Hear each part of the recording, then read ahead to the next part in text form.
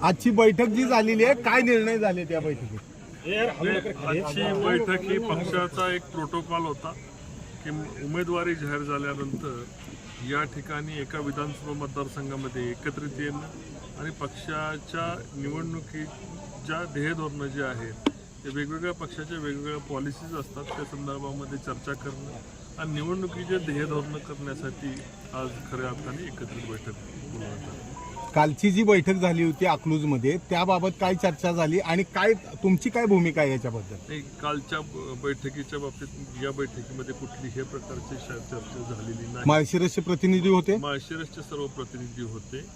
या ठिकाणी आमदार राम सातपुते सुद्धा 2 मिनिटांमध्ये आपल्याशी बोलतील।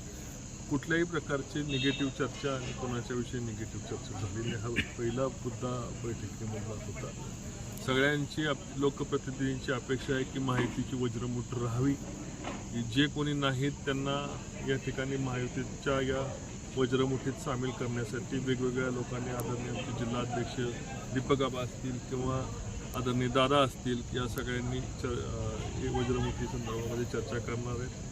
भारतीय जनता पार्टीच्या जे काय असतील मागं राहिलेले त्या संदर्भामध्ये गोरेसाहेब सगळ्यांशी चर्चा करतील आणि येणाऱ्या याच्यामध्ये शिंदे सेनेच्या अडचणी काय असतील त्यामध्ये बापू त्या ठिकाणी, शहाजी बापू त्या ठिकाणी चर्चा करणार आहेत। मला निवडणुकीच्या संदर्भामध्ये मी आत्ताच सांगितलं मगाशी की प्रत्येक या ज्या व्यक्ती या व्यासपीठावर होत्या त्या कुठल्याही व्यक्तींच्या, जर तुम्ही कार्यकर्त्यांचं बळ जरी बघितलं तर प्रत्येक कार्यकर्ता नेता हा 50,000 कार्यकर्त्यांचा असणारा नेता होता।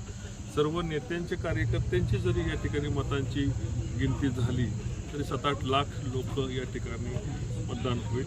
जनतेच्या नाळ असणारी लोक, जनतेशी कनेक्ट असणारी सगळे लोकप्रतिनिधी, विद्यमान लोकप्रतिनिधी या ठिकाणी उपस्थित होते।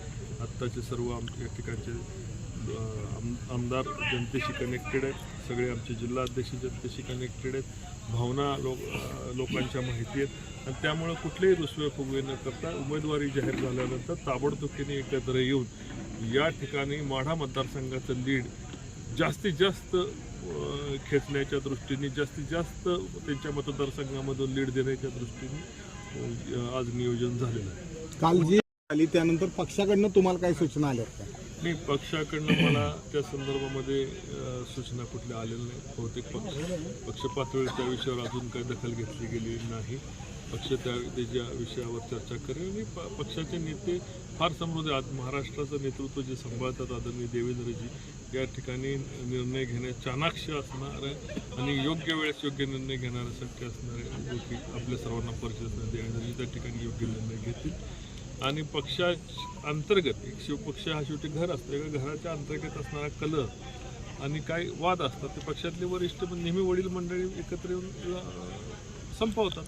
त्याच पद्धतीने माढा मतदारसंघामधले जे काही छोटे मोठे अडचणी असतील ते पक्षामधील सगळे वडीलधारी मंडळी एकत्र येतील आणि ते संपवतील। या ठिकाणी माहितीचे तिन्ही नेते आदरणीय शिंदेसाहेब, आदरणीय देवेंद्रजी, आदरणीय अजितदादा हे महाराष्ट्राच्या राजकारणाच्या सगळ्या खचाखोचा माहिती असणारे नेते मंडळी आणि त्यांना तळागाळापासून दिल्लीपर्यंत सर्व ज्ञान असणारे हे मंडळी निश्चितपणे ते ह्या तिघांची शक्ती एकत्र येऊन या मतदारसंघामधल्या काही अडचणी वाटल्या तर त्या संपवण्यास सक्षम असणारे नेते मंडळी। रामराजे अजित पवारांच्या भेटीला गेले होते, त्यांना भेट घ्यायला गेले होते, काय त्यांच्याकडनं राष्ट्रवादीकडनं काय अडचणी होत्या का?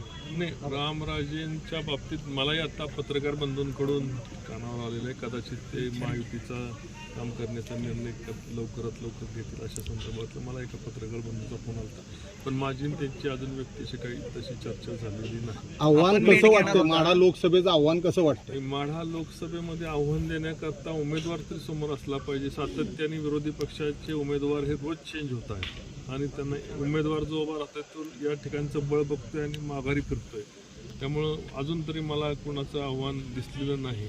आणि आता तुम्ही जर बघितली या ठिकाणची महाशक्ती बघितल्यानंतर समोर कोण तुल्यबळ उमेदवार येईल असं मला वाटत नाही। कुठला तरी डमी उमेदवारच या ठिकाणी येण्याची शक्यता आहे। जो खरं ज्याला ताकदीचा उमेदवार आहे, त्याला राजकारणामध्ये उद्या नुकसान होणे असा कुठलाही उमेदवार या माढा मतदारसंघामध्ये फॉर्म भरणार नाही। काल गिरीश महाजन यांनी सांगितलं की अद्याप तरी आणखी जे खासदारकीचा जो निर्णय आहे किंवा निवडणुका लागलेल्या नाही आणि मोहिते पाटलांना नाराज करून आणखी चालणार नाही. त्यांची ताकद आम्हाला माहिती आहे. ऐका ना, पक्षामधल्या बूथ अध्यक्षाचं सुद्धा नाराजी आम्हाला परवडत नाही. तळागाळामध्ये काम केलेल्या, कष्ट केलेल्या कार्यकर्त्याची नाराजीची दखल आम्ही नेते मंडळी घेत असतो. आमच्या लेवलच्या नाराजीची मंडळीची दखल राज्य घेत असतं. निश्चितपणे बूथ अध्यक्षाची नाराजी सुद्धा आम्हाला परवडत नाही. त्यामुळे विजयदादांचे कुटुंब मोठ्या त्या पद्धतीने पक्ष त्याची दखल घेईल. Okay, thank you.